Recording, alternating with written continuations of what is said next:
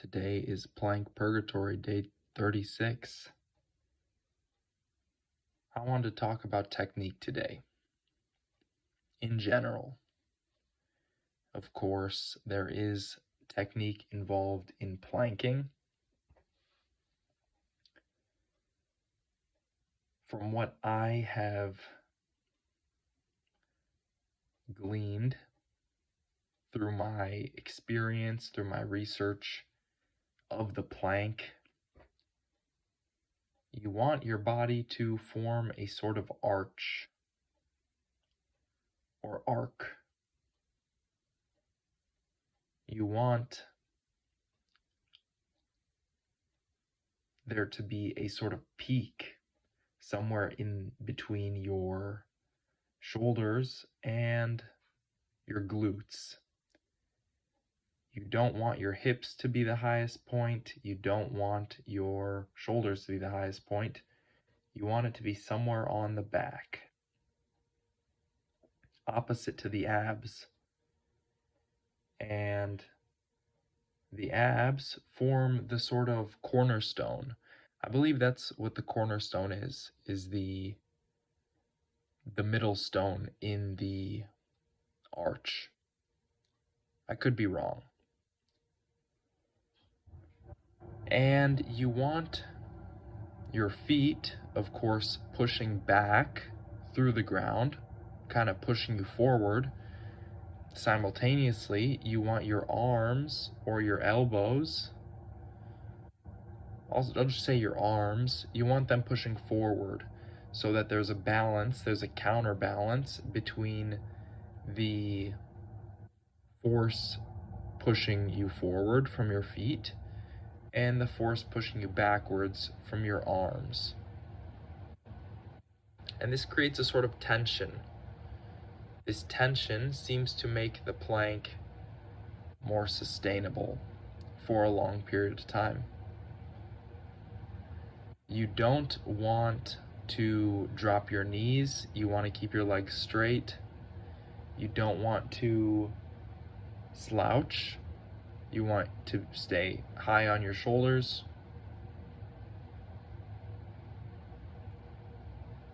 That's pretty much it. That's what I have gleaned from my research, from my experience. I used to think that you should have your butt pretty low, your hips pretty low, even lower than the shoulders.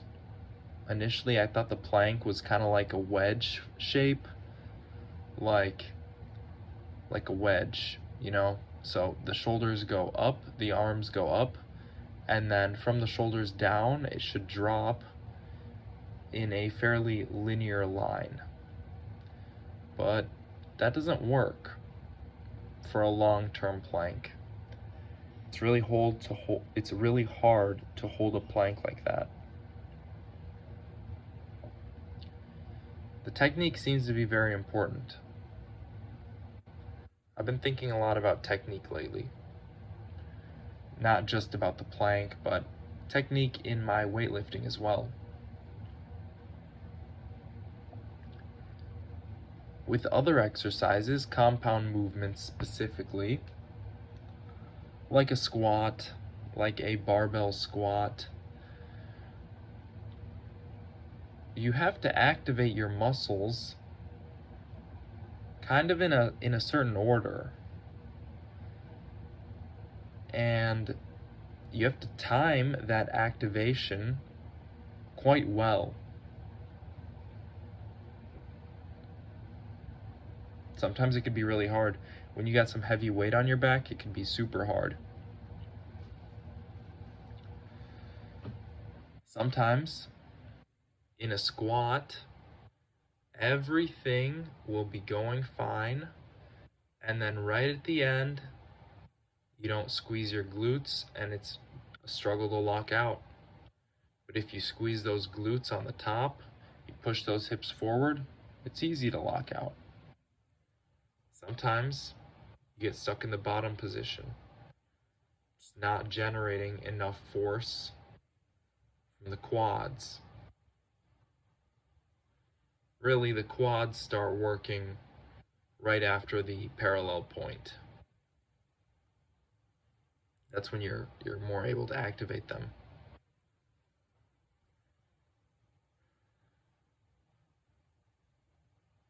It's interesting to me. Technique plays such a big role, and it's very easy to learn the wrong technique. It's very easy. One example for me is the Olympic lifts.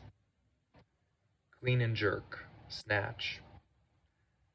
I don't do too much snatching, but clean and jerk definitely. I spent years using awful form, just muscling the weight up, and now I've got to rebuild that. I've got to rebuild some good habits. I've got to regain control of the barbell. Once the weight gets really heavy, there's no point in muscling it up anymore because, number one, you're doing yourself a disservice. You're more prone to injury just muscling it up, not using proper technique. And number two, you can't lift the same weights. If you could, then there would be no reason for the technique. But if you watch the best lifters, if you watch the Olympics, guess what? Everyone's got beautiful technique. Because that's the way you do it. That's the way you lift a heavy weight above your head. There's a part of it that is strength, and there's a big part of it that is technique. There's all sorts of cues you need to learn. You have to learn when to use what muscle, how to use that muscle, how much to use that muscle. Most of this stuff comes with time. Really, all of the technique stuff comes with time. It is easier though if you have a teacher who can correct you along the way. That can save you a lot of time. There's a saying that I quite like by Jim Rohn. He says, "The right book can save you 5 to 10 years if you read it." I think that's so funny. Of course, if you read it, sometimes it doesn't have to be a book. Sometimes it could be a few words, a few inspiring words, a few words that will have you analyzing yourself. Why am I doing this? What is the benefit of moving this kind of way? How can I improve? If this isn't right, what can I do to improve?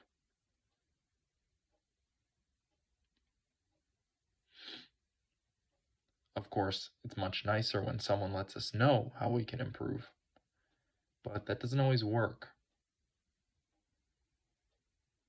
My deadlift form is not very good. In fact, it's quite bad. I'm not sure what it is. I just figured I'm going to stop deadlifting because I cannot figure out this form. I've gotten help. It didn't work. I just kept lifting the same way. I kept muscling it up, using all my lower back, not driving with my legs at all. That's a great way to get injured.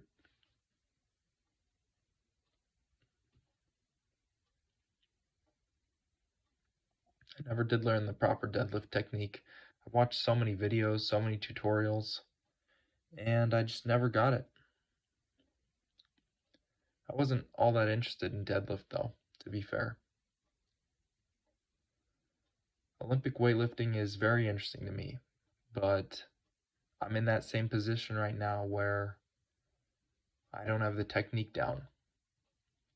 And I'm doing quite a bit of research, Maybe I'll get there though.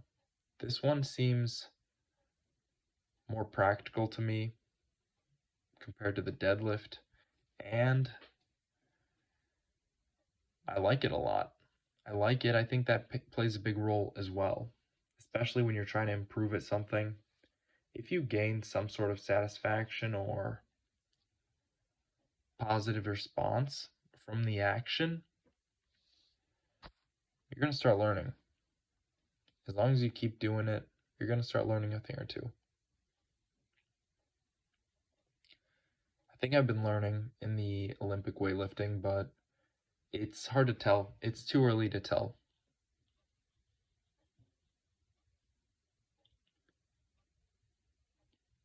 Technique plays such a big role.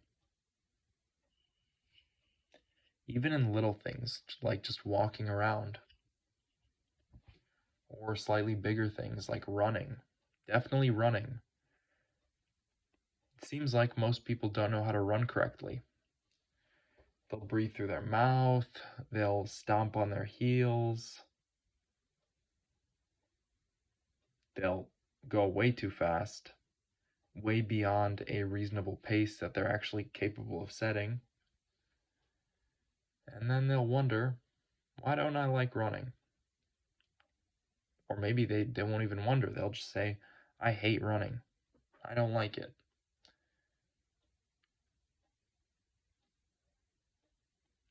It's not easy to like something when you don't understand it.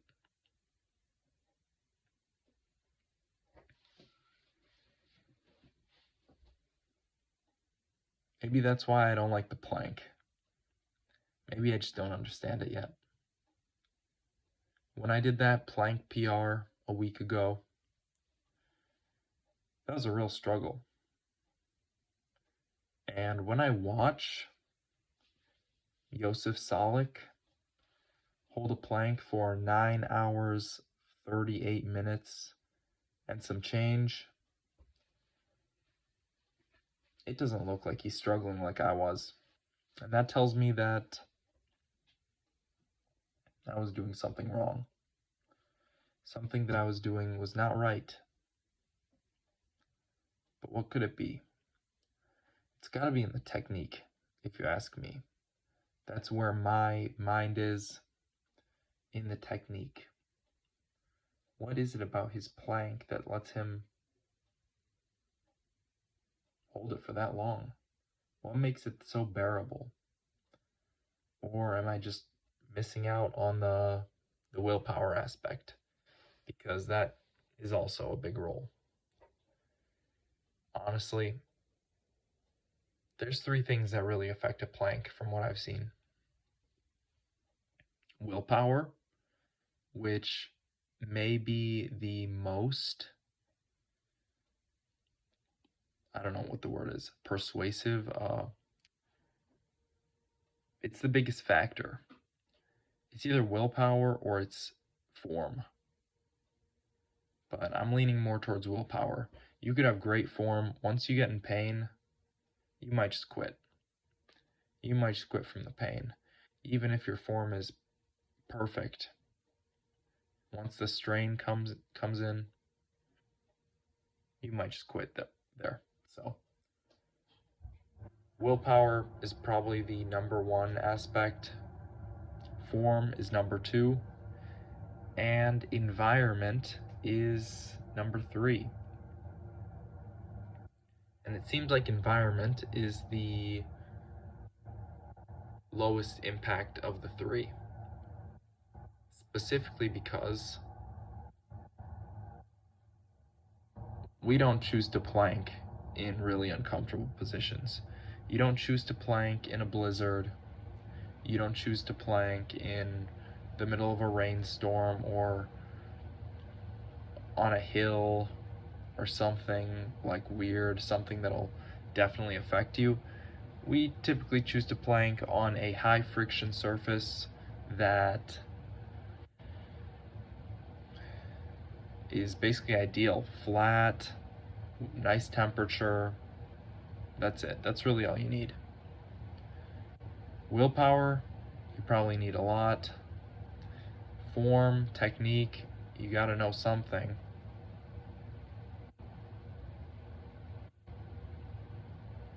Maybe it's just willpower and technique. Those are the big ones. I'm very tired. I'm kind of rambling, so I'm gonna go to bed. This has been Playing Purgatory Day 36. Bye.